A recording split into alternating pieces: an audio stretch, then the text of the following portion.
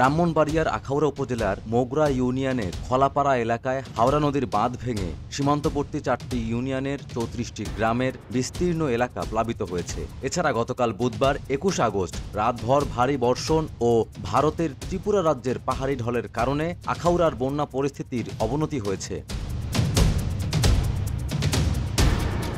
ব্রাহ্মণবাড়িয়া জেলা পানি উন্নয়ন বোর্ডের নির্বাহী প্রকৌশলী মঞ্জুরুল আলম জানান, হাওড়া নদী ও যোজি গঙ্গা সহ বিভিন্ন নদীর পানি বিপদসীমার কাছাকাছি রয়েছে। তা অতিক্রম করলে নতুন করে আরও এলাকা প্লাবিত হতে পারে।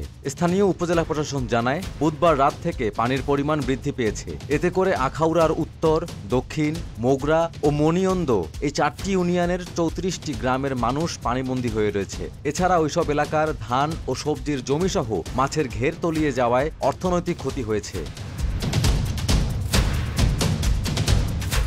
আখাউড়ার দক্ষিণ ইউনিয়ন পরিষদের চেয়ারম্যান মোহাম্মদ জালাল উদ্দিন জানান, গত মঙ্গলবার রাত থেকে আখাউড়ায় ভারী বর্ষণ শুরু হয়। বুধবার সকালে আখাউড়া স্থলবন্দরের পাশে বয়ে যাওয়া খাল দিয়ে ভারত থেকে তীব্র বেগে পানি ঢুকতে থাকে। এক পর্যায়ে স্থলবন্দর, বাউতলা, বীরচন্দ্রপুর, কালিকাপুর, বঙ্গের চর, সাহেবনগর সহ অন্তত 34টিরও বেশি গ্রামে পানি ঢুকে পড়ে। পানির তোরে ভেঙে যায় আবদুল্লাপুর এলাকার স্থানীয় বেলিবাঁধ। এর আগে মঙ্গলবার খলাপাড়া এলাকায় হাওড়া নদীর বাঁধের কিছু অংশ ভেঙে পানি ঢুকতে শুরু করে।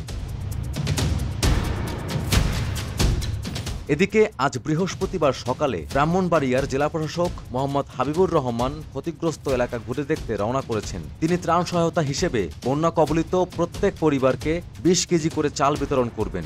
এছাড়া দুর্গতদের জন্য শুকনো খাবারের ব্যবস্থাও করেছে উপজেলা প্রশাসন। জেলা কৃষি সম্প্রসারণ অধিদপ্তরের উপপরিচালক সুশান্ত সাহা জানান, পাহাড়ি ঢলে 195 হেক্টর শাকসবজির জমি, 122 হেক্টর আমনের বীজতলা, 3440 হেক্টর রোপা আমন ধানের জমি পানির নিচে তলিয়ে আছে। দ্রুত পানি সরে গেলে ক্ষয়ক্ষতির সম্ভাবনা কম, তবে পানি দীর্ঘস্থায়ী হলে ক্ষয়ক্ষতি আরও বাড়তে পারে। 1 সপ্তাহ পর ক্ষয়ক্ষতির চূড়ান্ত প্রতিবেদন তৈরি হবে বলে জানান এই কর্মকর্তা।